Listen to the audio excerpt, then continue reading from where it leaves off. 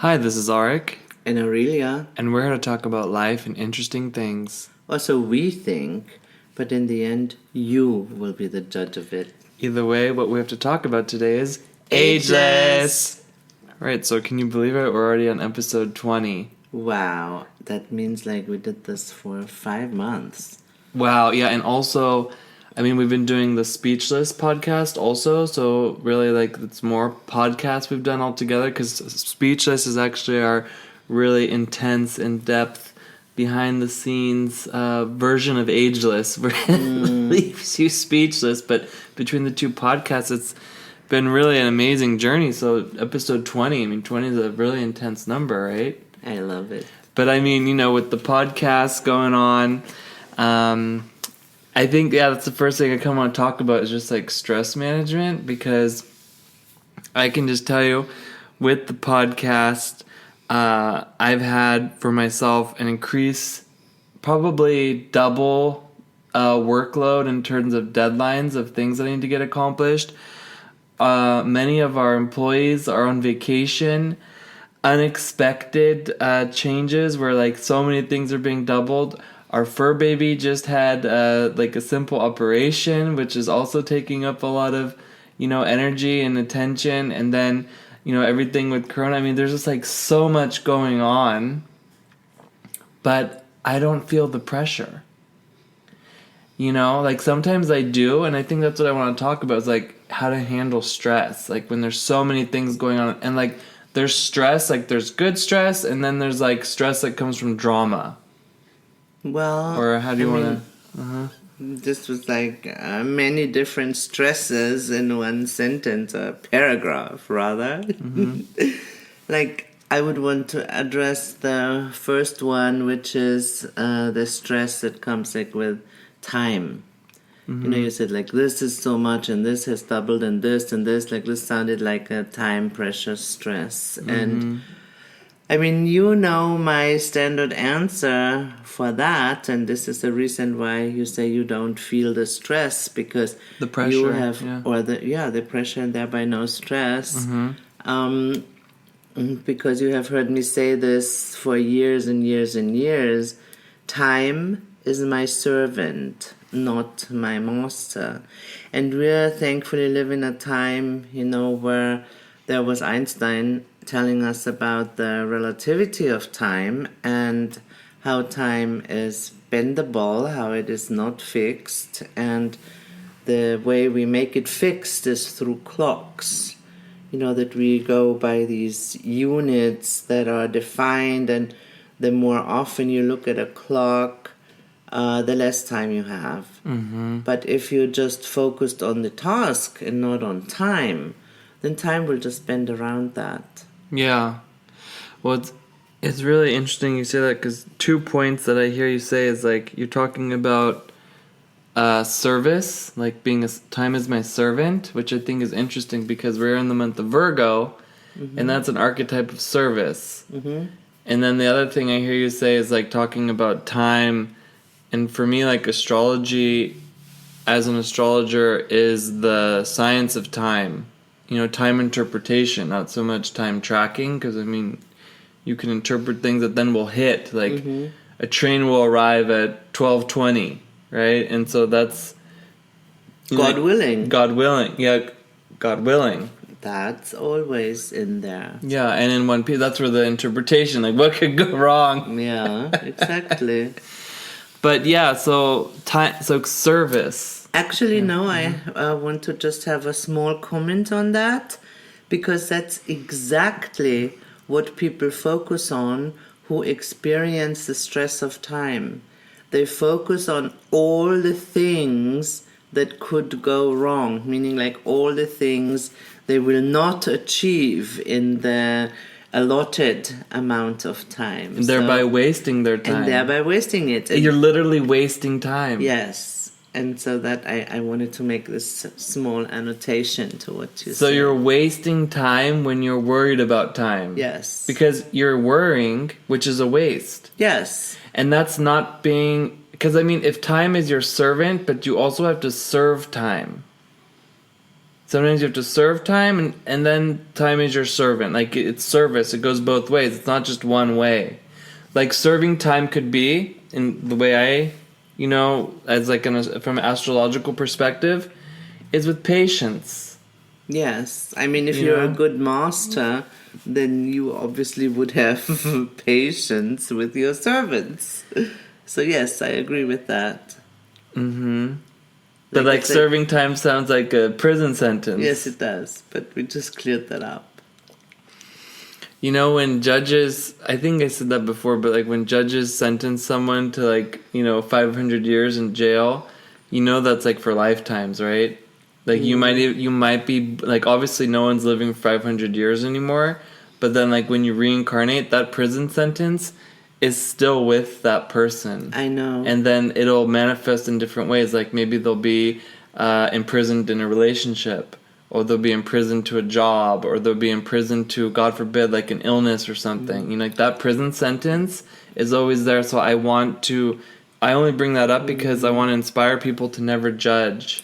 Or, they may not have reformed enough even in prison, and they're gonna go into juvenile detention right away, and they do this and that and the other thing until the 500 years are up. It's a very scary thought. So listen to Arik when he says, do not judge.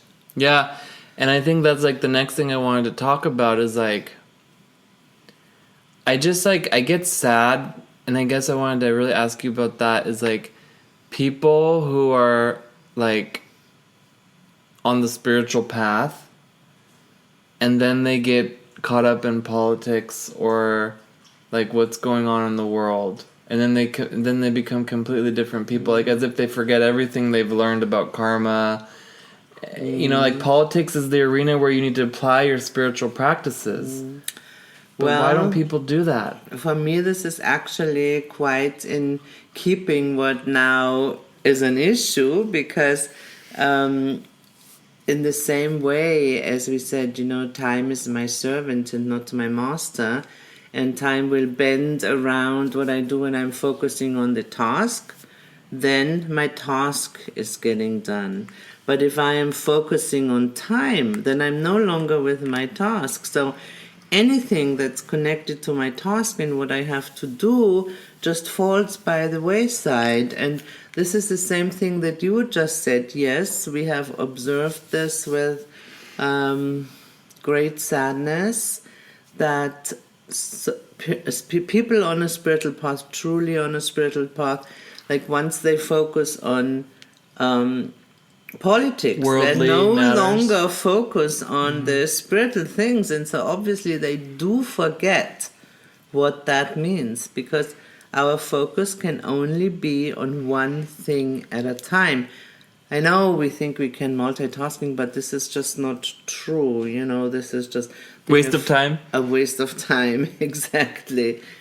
And so this works the same way. It is like we accomplish or we work with wherever our focus is.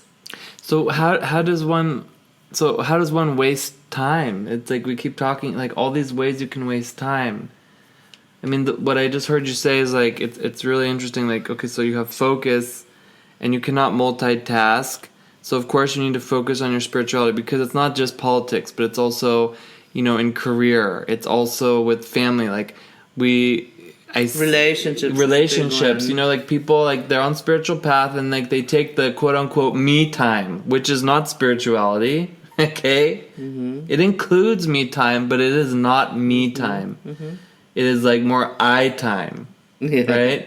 But it's like seriously. And then when they go out into the world, it's like complete reset. Like, and I can explain this just like with the brain physiology. Of course, it's like this is what's called like an amygdala hijack. Where then they get put into situations, and I mean I know that for myself even. It's like you get put into situations that trigger you, and this is the month of Virgo, so it's triggers galore. I always joke because I live with two Virgos. I have, of course, my wife, beautiful Jungfrau Aurelia, Virgo, and then our fur baby is also a Virgo, and it's really interesting because she actually has like a combination of our charts. intense is that? You know, it's really intense. Like I'm kind of digressing a little bit, but I just think it's like a good little breather. Is that she, you know, because you have the sun sign, you have the moon sign, and you have the rising sign, and these are the three. This tells you like who a person is in a chart. Like this is like the major, like, okay, so what is the person? Sun sign, moon sign, rising sign. Almost everybody knows it, even people who know nothing about astrology. I mean, at least like in my experience. And this really tells you who a person is. The sun is kind of like what we need to become. The moon sign is you know, what's within us, like our reactive nature, how we respond to things, and our rising sign is really who we are. Okay. So it's really interesting because Saya is a Virgo, Aurelia is a Virgo, I have Moon in Aries, and Saya has Moon in Aries, and then Saya has rising Libra, and I also have rising Libra, and then other planets, which I won't get into. I mean, maybe we can do another post on that, but it's like all these different planetary placements. It's like what's called like these midpoints, like these synergies of my chart and Aurelia's chart, and then there's Saya, and I mean, it's really funny. And I swear we did not genetically engineer her. No, we did not. She just appeared like a miracle. She did, and it was really quite unexpected. We had to change all of our travel plans and everything, and we were split up for 2 months because of it. That was really intense. That was the first time in 15 years. I mean, either way, it's really interesting. So, we're in the month of Virgo. That's how I got onto that, and it's about all these triggers. So what's a trigger? What's a trigger? Okay, like you already said it has something to do with the brain physiology of the amygdala. That means something has happened in the past, either 5 minutes ago or 5 lifetimes ago, that we sadly most of the time do not need, that has been stored as a threat to our survival. Yeah, that's the amygdala hijack right there, yeah. Yeah. And so, a situation comes about that reminds us, or the amygdala in that case, but like emotionally or physically, like any sensual input, reminds us of that situation. Most of the time subconscious. It reminds us, but we do not know, oh yeah, that's the thing again. The moment we know that, we already have a level of control. But most of the time, there is no control. The central input comes, we're reminded of that life-threatening situation, and bam, we go into whatever our defensive mode is. Yeah, it sets up in terms of the amygdala, it sets up the emotional context of the reality. So then everything that's falling within that is then being filtered through that emotional context, and context is just another word for framework. And like there's content and there's context. Like I always joke, like content creator, well, I'm a context creator. And you just fill it up with content, but it's a waste of time to like focus then on the things that appear to be real, like fear, false experience appearing real, FEAR. That's a waste of time. Yeah, for example, something that maybe all of our listeners can easily relate to is, this is if you have like a gross out kind of reaction to insects. If not, then you probably cannot relate to that, but then you can relate it to whatever your rejected issue is, or your pet peeve. So I really am not too fond of all kinds of creepy crawlers. And so whenever there is like a little hairball or maybe like tumbled up thread or something laying around on the floor, then my first amygdala response would be, it's a spider, it's a bug, it's like a tick, it's a flea, it's like any of these things, and then my logic obviously comes in and says, okay, let's investigate, and then I see, oh no, it's just a fur ball or it's just a piece of lint. And then, the situation is under control. But do you think that this reaction is first the next time I see that? No. The next time I see it, it's exactly the same thing. Like I don't want to call it a fear because I'm not really afraid like of a tick but like that's a trigger. That's this emotional context that you said, like all the things I imagine that could happen if, God forbid, like a tick was in my environment. This gets all triggered and I am reacting to that rather than remembering, oh no, that was just a little fur ball last time, or that was just a little lint. So let's, before we go like, first go investigate. And that's another kind of stress, going back to the image I get is like autocomplete when you're typing on your keyboard and then it's like suggesting words. Yes. And like I have 2 keyboards. I have one English, one obviously one emoji, and then one German. And then depending on which language I'm in, then it'll suggest certain words. So it's like I feel like the language selector is the emotional context. Wow, that's so I'm typing certain words, and so it's like, okay, so I type in dust bunny, and it'll pop up like a spider emoji. Yeah. And then I'll be like, that's what it is. Or I see someone in the news, and it reminds me of, someone I don't like. Oh my God, that person's like that person. I don't like them. Yes, exactly. And this is then how hatred comes. Yes. It's just, that's how hatred spreads. Yes.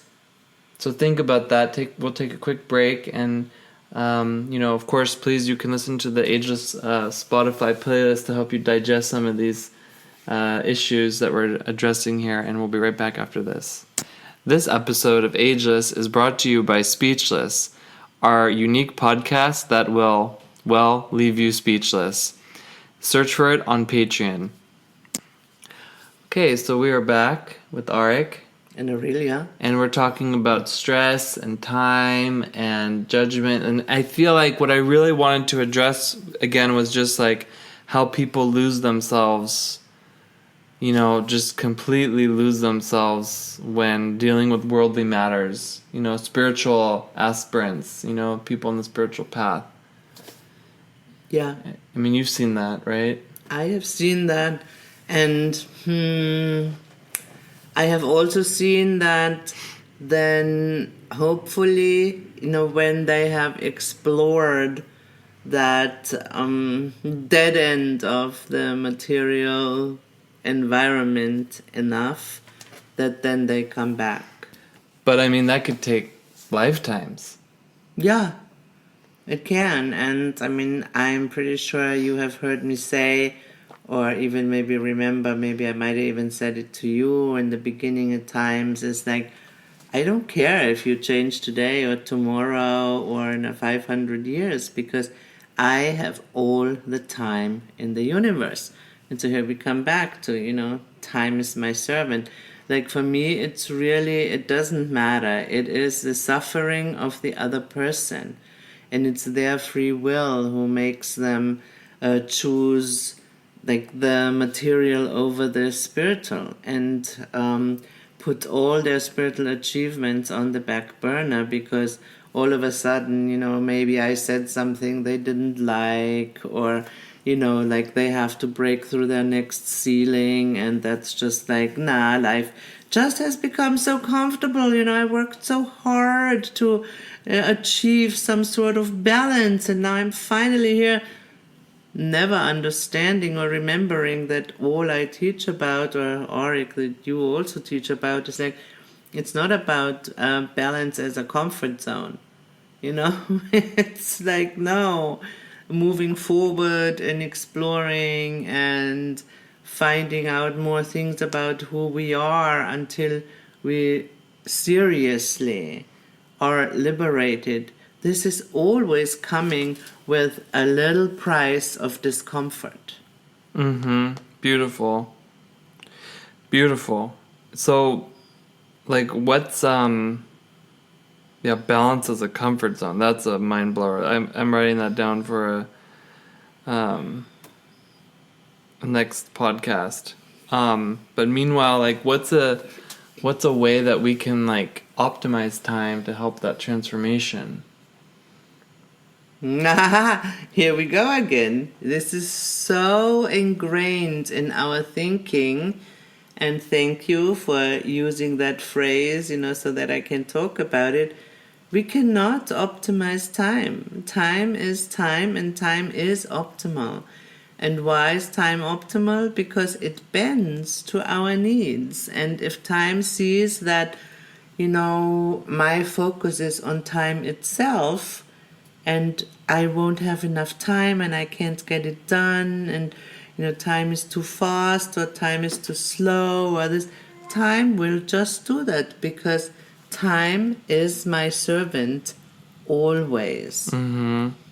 And to understand that is really important. And then I am home free, because then I can really focus on the tasks at hand. And may it be something medial, like doing your monthly accounting, or may it be having your meditation class, or doing some atonement exercises during a full day where you think like, oh my God, I already have to do a gazillion things for my deadlines, and now I have to do this exercise Arik is talking about. No way I have time for that.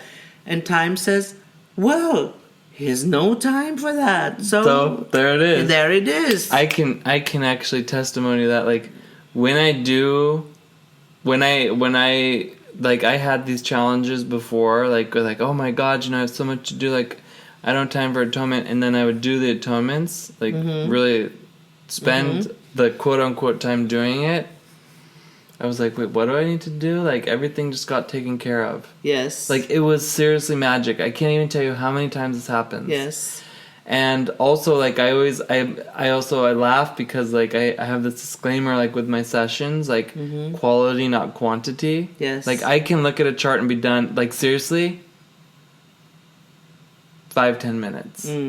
The rest of the time, like, the rest of the hour is just, like, helping the person really understand what is it. And, like, you have to see, like, where are they coming from, what can they understand, but, like, you can really just get it in 5-10 minutes. But not everyone has the luxury of time, like, because I feel like time can also be merciful. Absolutely. It can be merciful, like, I want more time to do, like, things and stuff like that. I don't know. Yeah, I mean, depends on what things, Yeah. if it's merciful or if it's just another way To spend time with you. Oh, But even that's no. I want it to be endless. Yeah, and that's exactly. That's what that is. So you read my mind on that. No, I didn't. No, that would have been my answer, though. Oh, that's what I'm reading when I'm reading things. Yeah. No, I'm just kidding. So then, what then? Like, could you use the tarot? For what? Yeah, to like transform. Like I'm talking about transformation now. Like, putting my focus on transformation. Like, could you use the tarot? That's basically what we all use, depending... No, I have to start... Oh, I have to ask the right question then, actually. Okay. Yeah, that's why. What is the tarot? The tarot is the one and only tool for transformation. Really? Yes, and in my classes, I used to entertain my students with, okay, somebody said, yeah, but then if this is true, then how does that journey of the 22 apply to Christianity? And I would go down and I would make it fit Christianity, or I would fit it Buddhism, or I can fit it Tao, I can fit it into anything, because, it's like the meta transformation tool. Wow. So maybe my answer to your question is yes, you can use the tarot. That's really cool because I have a class coming up that I want to tell our listeners about, in case they haven't already heard. Okay, go ahead. Yeah, I mean, I'm doing an intro class into the tarot symbolism because each archetype has different symbols within it, and I want to go over, some of the symbols within each card, especially because they're connected to our own deck that we created. And Yeah. I know that the tarot is like the number one tool for transformation. Oh, it was a trick question, guys. Yeah, I mean, I know that just for myself, like just in responding to what you had to say. Mm-hmm. And I think the tarot is really cool. I think so too. It's most amazing. So do you like read tarot spreads? I used to when I was a little girl because I learned about the tarot from my grandmother, who was kind of really, really wild thing.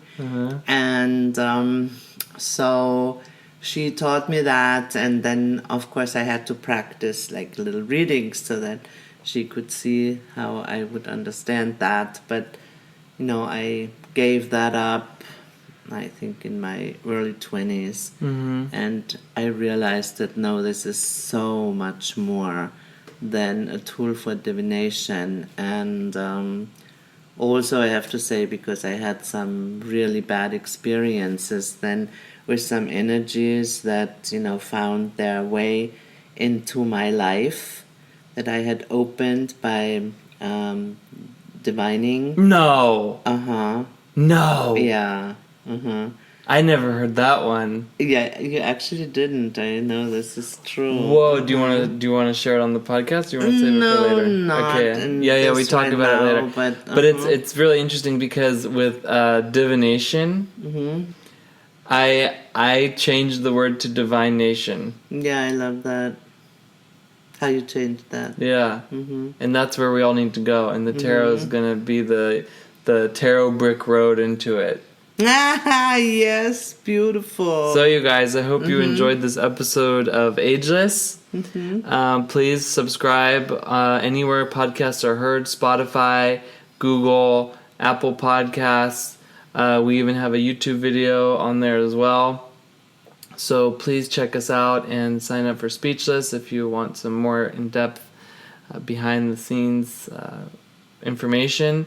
And if you're interested in my upcoming tarot class, please leave a comment or send an email to bookings@arikxander.com.